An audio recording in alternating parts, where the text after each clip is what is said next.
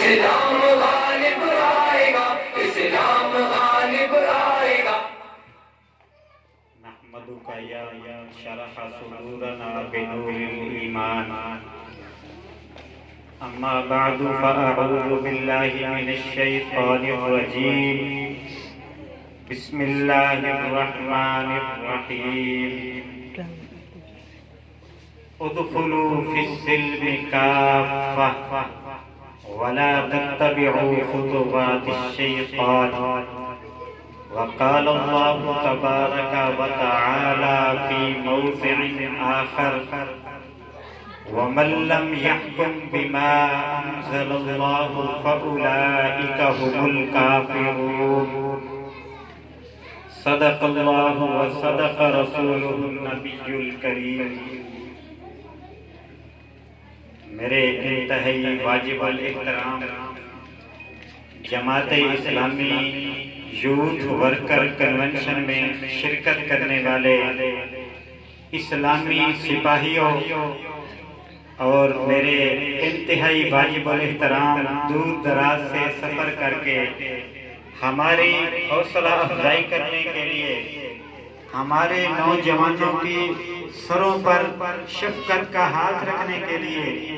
جو جماعت اسلامی ضلع جھنگ کا پورا وفد یہاں تشریف لائے ہیں،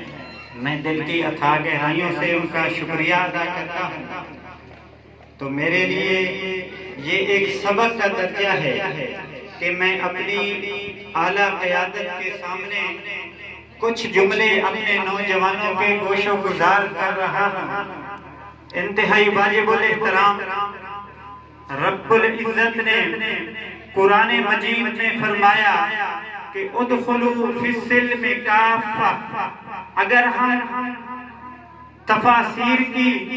ساری کتابوں کو اٹھا کے دیکھیں، تفسیر روح المانی، اسی طرح کنز الاموال، جتنی بڑی تفاسیر ہیں، ہم ان کو اٹھا کے دیکھیں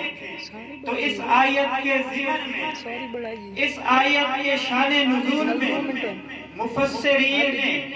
علماء کرام نے لکھا ہے کہ یہ آیت اس وقت نازل ہوئی جب حضرت عبداللہ بن سلام رضی اللہ تعالی عنہ اسلام قبول لائے۔ حضرت عبداللہ بن سلام رضی اللہ تعالی عنہ تورات کے عالم ہیں، اللہ کے دین کی طرف راغب ہو کر دین محمدی کو قبول کیا اور اللہ کے نبی کے سپاہی بنتے ہیں۔ تو جب سپاہی بنتے ہیں، اللہ کے نبی سے ارشاد فرماتے ہیں کہ اے اللہ کے نبی،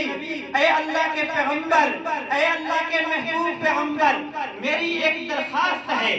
میری ایک عرض ہے، میری ایک ریکویسٹ ہے کہ میں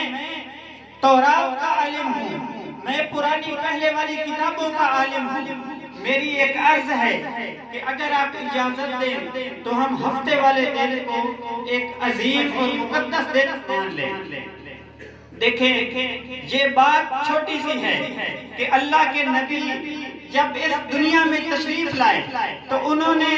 جس وقت الیوم اکملت لکم دینکم واتممت علیکم نعمتی ورضیت لکم الاسلام دینا، جب اللہ کے نبی نے یہ اعلان کر دیا ورضیت لکم الاسلام دینا، اب ہمارا ظاہری طور پر جو ہے دین وہ بھی اسلام ہے، اب ہمارا انفرادی دین اسلام ہے، اب ہمارا اجتماعی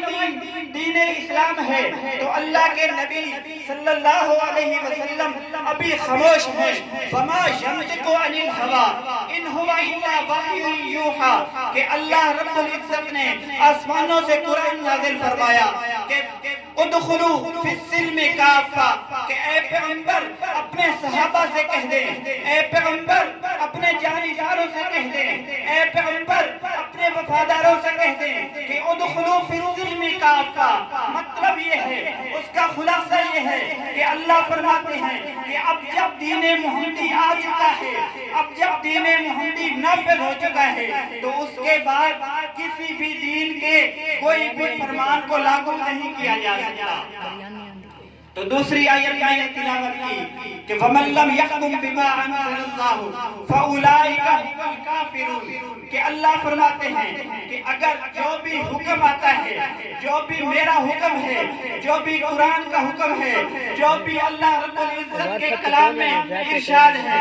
اس میں سے اگر کوئی تھوڑی سی بھی نافرمانی کرے گا تو اللہ کا قرآن کہتا ہے کہ وَمَن لَّمْ يَحْكُم کہ اگر آپ نے قرآن کا فیصلہ نہیں مانا،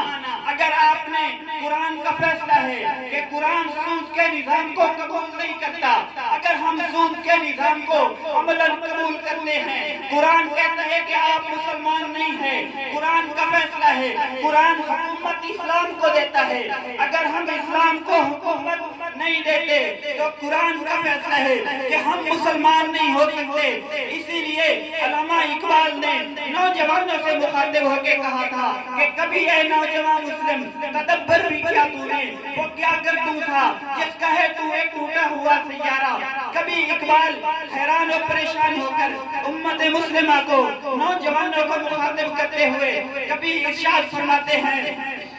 کہ میں دیکھتا ہوں کہ میری قوم کی، میری اس امت کی کیا شرازہ بندی ہے کہ یہ امت کیسے بکھر چکی ہے، تو میں دوسرے لفظوں میں دیکھتا ہوں کہ میری قوم، پاکستان کی قوم، بر صغیر کی قوم، امت محمدیہ ایک طرف اقبال کو تو مفکر کہتی ہے، اقبال کو مدبر کہتی ہے، اقبال کو فلسفی کہتی ہے، اقبال کو رہنما کہتی ہے، اقبال کو پیشوا کہتی ہے، اقبال کو مفسر قرآن کہتی ہے، تو مجھے یہ سمجھ نہیں آتی کہ اگر میں یہ کہنے میں حق بجانب ہوں کہ اگر اقبال مفسر ہے تو اس کی تفسیر سید ابو العلا ہے، اگر اقبال مدبر ہے اس کی تدبیر سید ابو العلا ہے، اگر اقبال ایک زمانے کا محقق ہے، ایک زمانے کا مجتہد ہے تو اس کی تفسیر، اس کا اجتہاد سید ابو العلا ہے۔ میں یہ کہنے میں حق بجانب ہوں کہ ابو العلا رحمت اللہ علیہ نے جو پیغام دیا ہے وہ اقبال کی تفسیر ہے، ابو العلا کا پیغام اقبال کی تفسیر ہے۔ ابو العلا نے جو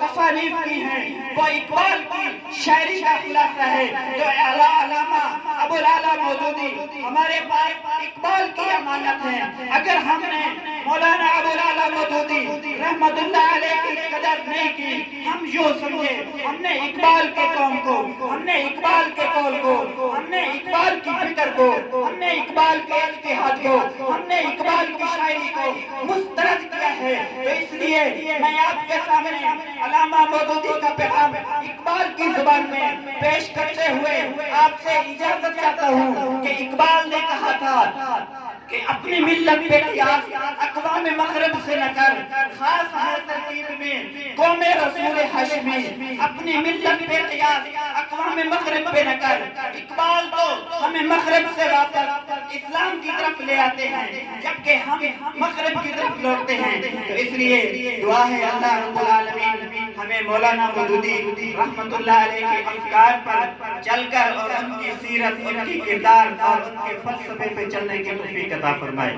وآخر دعوانا